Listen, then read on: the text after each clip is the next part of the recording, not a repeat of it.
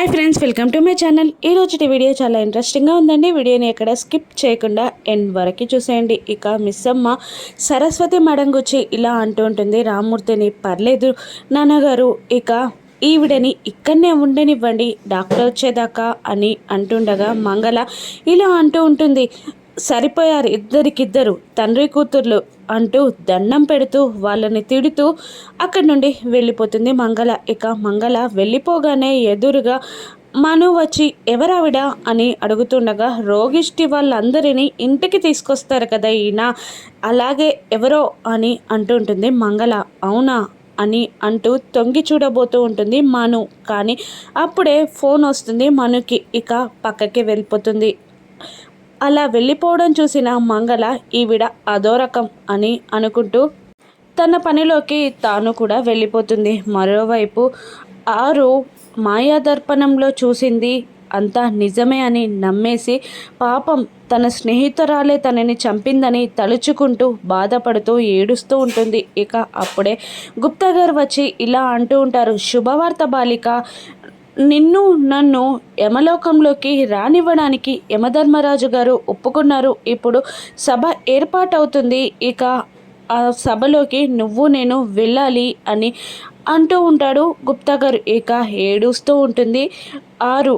ఇక ఏంటి బాలిక ఏడుస్తున్నావా, ఏమైంది అని అంటుండగా తను మాట్లాడదు. ఇక మాయాదర్పణం వైపు చూసి గుప్తా గారు, నువ్వు ఆ మాయాదర్పణాన్ని ఓపెన్ చేసావా, అందులో ఏమైనా చూడకూడదని చూసావా అని అంటుండగా ఇక ఆరు తెలియాల్సిన నిజమే తెలిసింది గుప్తా గారు అని అంటూ ఏడుస్తూ ఉంటుంది ఆరు. ఇక గుప్తా గారు ఇలా అంటూ ఉంటారు, పద లోపలికి వెళ్దాం అని అంటూ ఉండగా యమధర్మరాజు గారు అక్కడ ప్రత్యక్షమవుతారు. ఇక ప్రణామాలు ప్రభు అని గుప్తా గారు అంటూ ఉండగా ఇక ఆరు కూడా ప్రణామం చేస్తుంది. ఇక ఇలా అంటూ ఉంటుంది ఆరు యమని, ప్రభు నేను ఒక 2 నిమిషాలు మీతో మాట్లాడాలి అని అంటూ ఉండగా ఇక గుప్తా గారు, వలదు మనం లోపలికి వెళ్దాం పద, సభకి వెళ్దాం పద అని అంటూ ఉంటారు గుప్తా గారు.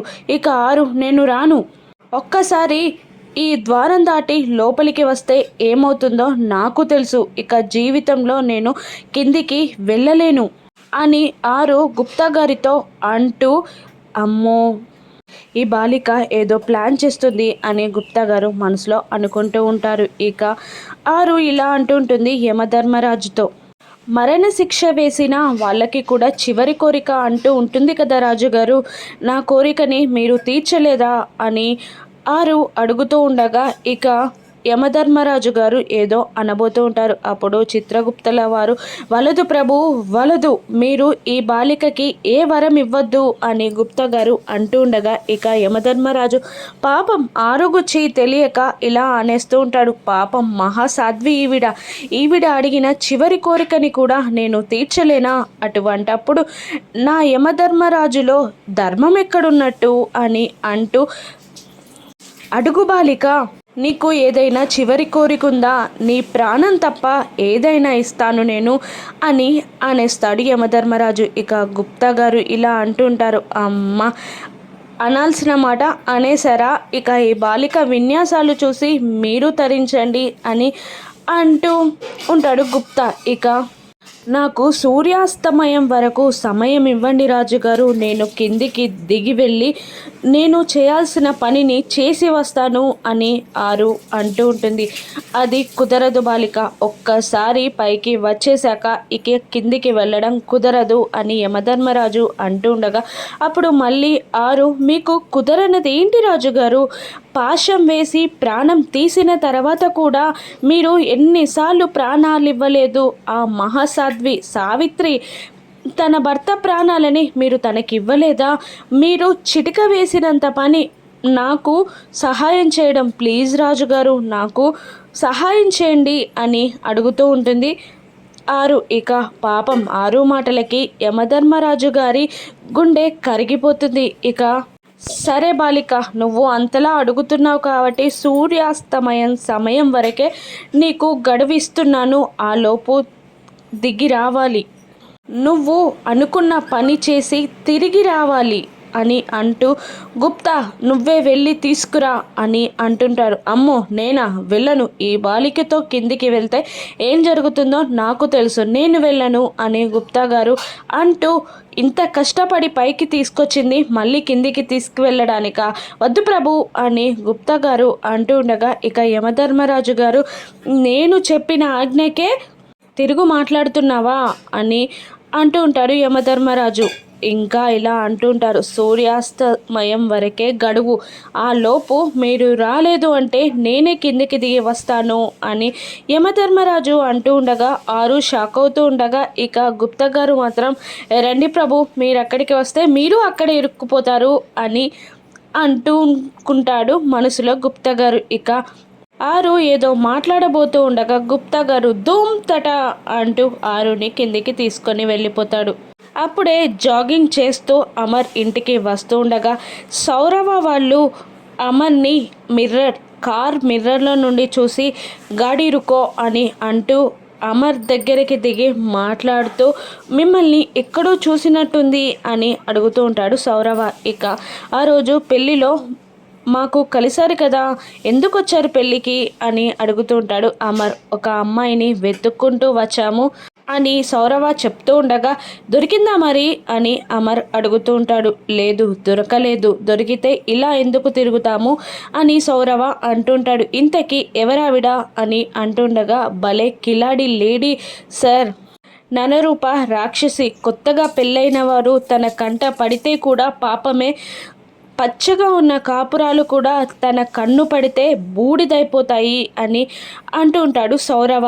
ఇక అదేంటి మరి, అటువంటప్పుడు పోలీసులకి కంప్లైంట్ ఇవ్వచ్చు కదా అని అమర్ అడుగుతూ ఉండగా ఇక లేదు ఇది మేం చేస్తున్న యుద్ధం అని అంటూ ఉంటాడు సౌరవ. ఇక సౌరవ ఫోన్లో మను ఫోటోని చూపించడానికి రెడీగా పెట్టుకుంటాడు. కానీ ఇక అమర్ మాటలకి తను ఆ పనిని మర్చిపోతాడు. సరే నేను వెళ్తున్నాను అంటూ వెళ్ళిపోతాడు అమర్. అయ్యో ఈ అమ్మాయి ఫోటో చూపించి అడుగుదామనుకున్నానే, మర్చిపోయానే, ఛార్జింగ్ అయిపోయింది అని అంటూ ఎలాగైనా మనోహరి నిన్ను ఇల్లు వెతికైనా పట్టుకుంటాను అని సౌరవ వాళ్ళు అక్కడి నుండి వెళ్ళిపోతారు. రాతోడు అక్కడే సరస్వతి మేడం ఉన్న రూమ్ చుట్టూ తిరుగుతూ ఉంటాడు, కానీ మేడంని చూడడు. మరోవైపు పిల్లలు కూడా ఇంటికి వస్తూ ఉంటారు. ఇక ఇలా అంటూ ఉంటుంది అంజు, ఇంట్లో ఎవరో ఆంటీ పడుకున్నారంట, ఇక మనల్ని అల్లరి చేయొద్దన్నారు అని తాతగారు అన్నారు అని అంజు అంటూ ఉండగా లౌడ్ స్పీకర్లా మాట్లాడేది నువ్వు మాకు చెప్తున్నావా అని అమ్ము అంటూ ఉంటుంది. ఇక అప్పుడే మనోహరి ఎదురుగా వచ్చి పిల్లలు ఇప్పుడు మీ నాన్నగారు రాగానే మనం ఊరికి వెళ్ళిపోదామని నేను అంటాను, మీరు అలాగే అనండి అని అంటుండగా పిల్లలందరూ షాక్ అవుతూ ఉంటారు. ఇక ఇలా అంటుంటారు పిల్లలు, అదెందుకు ఆంటీ అలా ఎందుకు, ఇక్కడ బాగానే ఉంది కదా, ఎలాగో సమ్మర్ హాలిడేసే కదా, ఇక్కడ ఇంకొన్ని రోజులు ఉందాం అని అంటూ మనోహరి మాటని పట్టించుకోకుండా వెళ్ళిపోతూ ఉంటారు పిల్లలు. ఇక ఏంటి అని మనసులో అనుకుంటూ అంత ప్లాన్ చేసి మిమ్మల్ని మిస్ అమ్మకి ఎదురుగా తిప్పి తన పైన బాణాల్లా మిమ్మల్ని వదలాలి అనుకుంటే ఇంతలా మారిపోతారా అని అనుకుంటూ పక్కున నవ్వడం మొదలు పెడుతుంది. ఏంటంటే ఎందుకలా నవ్వుతున్నారు అని అడుగుతూ ఉంటుంది అమ్ము. అప్పుడు లేదు మిస్ అమ్మ ప్లాన్కి మీరు మళ్ళీ మోసపోతున్నారు కదా, అందుకే నవ్వుతున్నాను, మిస్ అమ్మ ప్లాన్కి మోసపోకూడదని నేను ఇక్కడ నుండి వెళ్ళిపోదామంటుంటే మీరు ఇక్కడే ఉందామంటున్నారు కదా అని అంటూ ఉంటుంది మను. ఇక పిల్లలు షాక్ అవుతూ ఉండగా అదేంటాంటీ అని అడుగుతూ ఉంటారు. ఇక ఏంటి మరి మీకు ఇక్కడికి రావడానికి ఇష్టం లేదు, అటువంటిది ఇప్పుడు ఇక్కడ నుండి రాను అంటున్నారు, ఇదంతా మిస్ అమ్మ ప్లానే కదా అని మను అనిస్తుంది. ఇక పిల్లలు మళ్ళీ మనసు మార్చుకొని అలాగే ఆంటీ డాడీ వచ్చాక అవే మాటలు చెప్పేద్దాం అని అంటూ పిల్లలు వెళ్ళిపోతారు. ఇక రాతోడు ఇలా అంటుంటాడు రామ్మూర్తిని, మీరు చెప్పిన ఏర్పాట్లన్నీ చేసేసాను సార్ అని అంటూ ఉంటాడు రాతోడు రామ్మూర్తితో. ఇక అప్పుడే జాగింగ్ చేసి అమర్ వచ్చి కూర్చొని పాపం డల్గా ఉంటాడు. ఏంటి బాబు డల్గా ఉన్నారు, ఏదైనా అలసటగా ఉందా, రాత్రి నిద్ర పట్టలేదా అని అంటుండగా అవునండి అని అనేస్తాడు అమర్. అవునా ఇక బాగి ఇలా అంటూ ఉంటుంది, రాత్రి గుటగుట పాలన్నీ తాగేస్తే నిద్ర పట్టక హెడ్ఏక్ రాక ఏమవుతుంది అని అంటూ ఉంటుంది బాగి.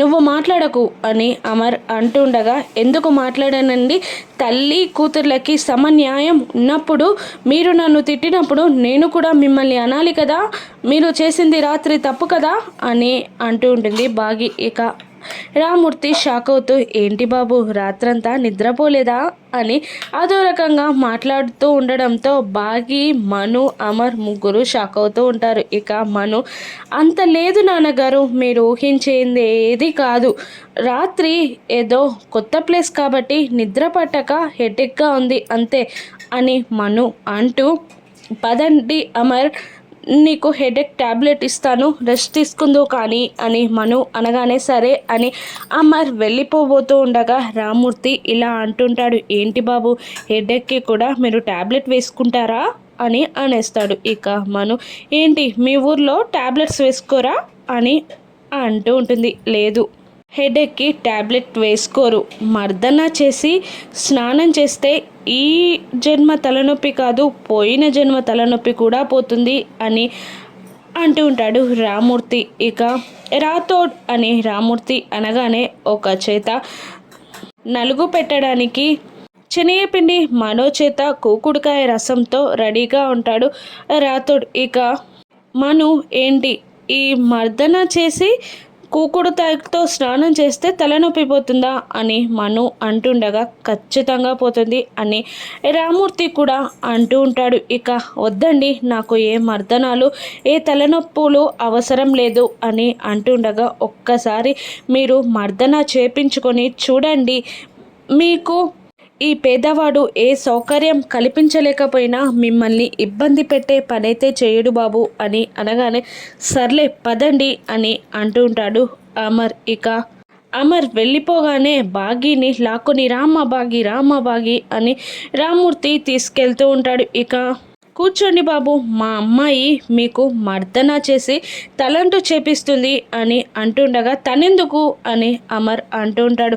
భర్తకి ఎవరైనా భార్యే కదా బాబు స్నానం చేపించాల్సింది అని రామూర్తి అంటుండగా, అవసరం లేదు అని అమర్ అనేస్తాడు. ఇక బాగి కూడా, అదే మాట మీద ఉండండి మీరు కూడా అని బాగి అంటూ ఉంటుంది. ఇక రామూర్తి అమ్మా అని గుండె పట్టుకున్నట్టు యాక్టింగ్ చేయగానే ఇక అమర్ కోపంగా తన జాగింగ్ డ్రెస్ని విసిరేసి కానివ్వండి అని అరుస్తూ ఉంటాడు. ఇక అమర్ టవల్ కట్టుకొని వస్తుండగా బాగి తన కళ్ళని మూసుకుంటూ ఉంటుంది. ఇక కానివ్వు అంటూ రామూర్తి వెళ్ళిపోతాడు. ఇక బాగి దూరంగా ఉండడంతో రాథోడ్ ఇలా అంటుంటాడు, కానివ్వు మిస్సమ్మ, మా సార్ నీకు ఎక్కువ టైం ఇవ్వరు అని అంటూ ఉంటాడు. అప్పుడు అమర్ బాగి ఇద్దరు కోపంగా చూస్తారు. ఇక చేసేది లేక